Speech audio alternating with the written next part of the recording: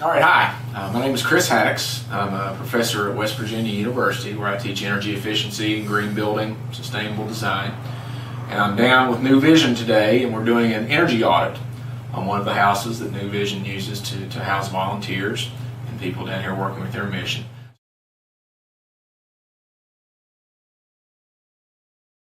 We're going to go through now and look at areas that are commonly problems in houses.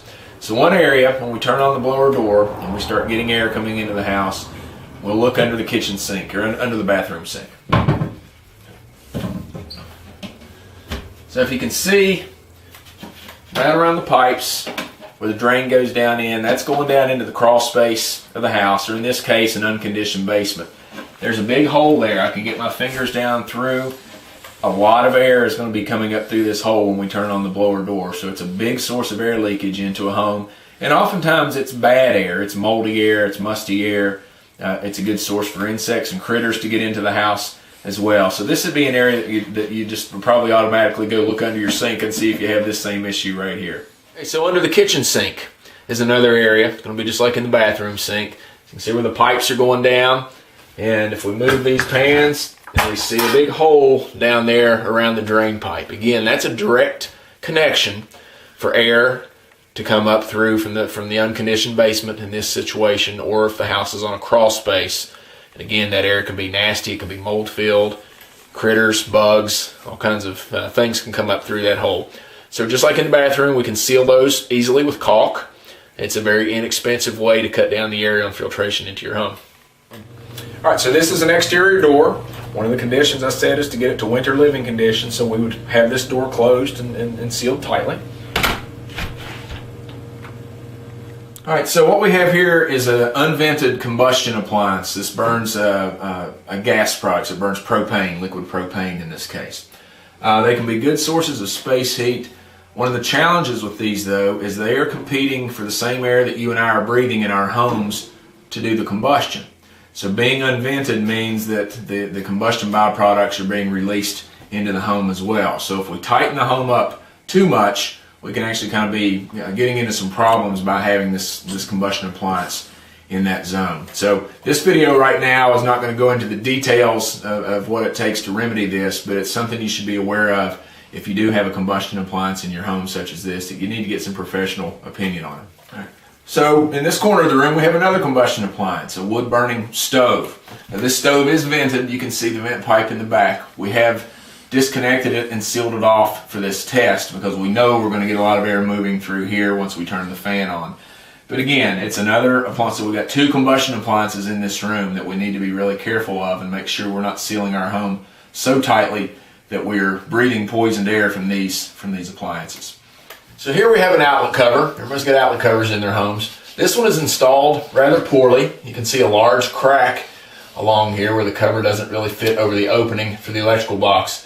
When I turned the blower door on earlier, quite a great bit of air came streaming out of this hole.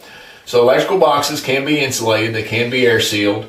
Energy Star, if you go to energystar.gov, they have guidelines on how to properly and safely seal electrical boxes.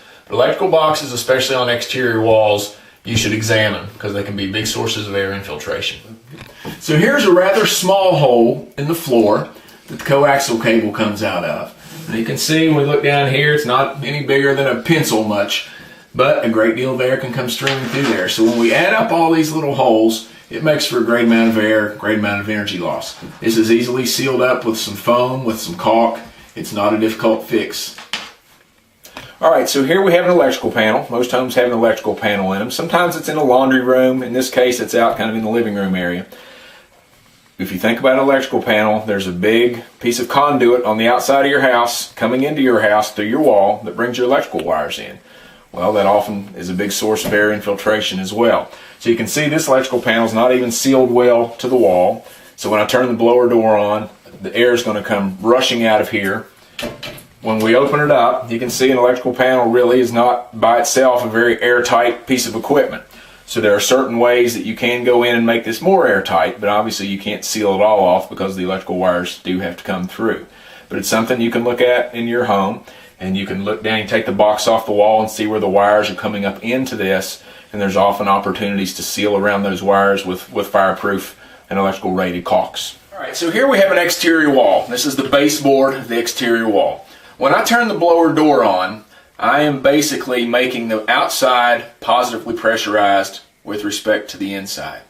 So one of the things and this is difficult to fix in a retrofit, but in newer construction, we want to make sure that the wall is sealed to the floor with a caulk and not just nailed down, not just the boards nailed down. Wood on wood does not make an airtight seal. So with the blower door running, I can take a second gauge and I can stick it under the baseboard into this exterior wall. And if my gauge gives me the same reading that my blower door does, it lets me know that this inside of this wall is acting as though it's outside. And that means cold air is circulating through this wall that's supposed to not have cold air circulating through it.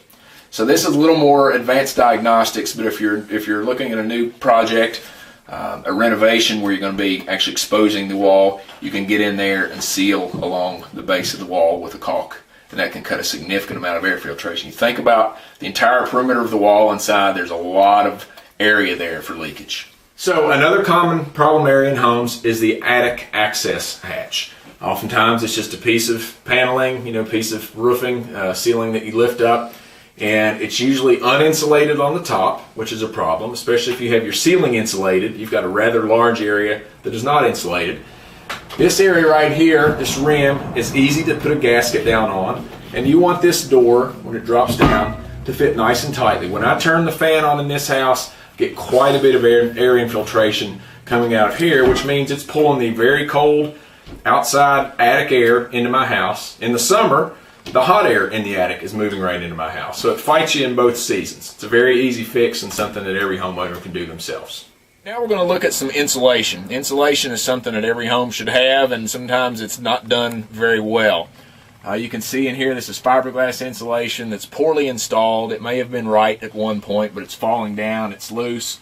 We've got areas of the floor above, we're now in a basement, that are uninsulated. That's a problem. This insulation was applied incorrectly. It has the vapor barrier, which is this paper, on the wrong side of the floor. It should be turned around the other way. So this may have been a do-it-yourself project and they just weren't quite clear on that.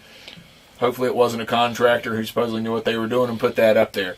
But you need to go under your house, go down in your basement, look at your insulation, and you can have a good idea of if you've got problems there. There's all kinds of opportunities to fix this, and it's not that big of a deal to fix.